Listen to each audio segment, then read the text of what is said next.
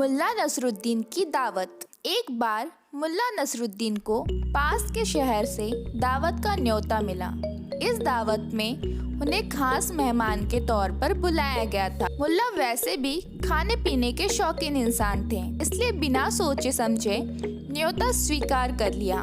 मुल्ला ने रोज पहनने वाले कपड़े पहने और दावत के लिए घर से निकल गए। सफर के दौरान उनके कपड़े धूल मिट्टी से गंदे हो गए।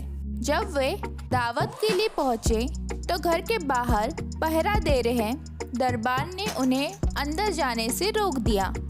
उन्होंने दरबान से कहा, मैं मुल्ला नसरुद्दीन हूँ, मैं इस दावत का खास मेहमान हूँ। दरबान ने हंसते हुए कहा, वो तो दिखाई दे रहा है। फिर दरबान ने धीरे से मुल्ला के कान में कहा, अगर तुम दावत के लिए आए मुल्ला नसरुद्दीन हो तो मैं खलीफा हूँ। यह सुनकर उसके साथ खड़े अन्य दरबान जोर जोर से हंसने लगे। फिर दरबान ने उन्हें वहाँ से जाने के लिए कहा और दोबारा आने से मना कर दिया। मुल्ला नसरुद्दीन कुछ सोचते हुए वहाँ से चले गए। जिस शहर में दावत थी उसी के पास मुल्ला का एक मित्र रहा करता था। वो अपने मित्र के घर चले गए। मुल्ला नसरुद्दीन अपने मित्र से मिलकर खुश हुए। थोड़ी देर बाद उन्होंने सारी बातें अपने मित्र को बताई। फिर उन्हें याद आया कि उनके मित्र ने उनके लिए एक लाल कढ़ाईदार शेरवानी सिलाई थी जो उनके मित्र के पास ही रह गई थी। मुल्ला ने अपने मित्र से पूछा कि क्या वो शेरवानी अभी भी उनके पास है। उनके मित्र ने कहा, शेरवानी अभी भी अलमारी में टंगी है और तुम्हारा इंतजार कर रही है। मित्र ने शेरवानी मुल्ला नसरुद्दीन को दे दी। मुल्ला ने मित्र का शुक्रिया अदा किया और कुछ देर बाद शेरवानी पहनकर दावत के लिए निकल गए।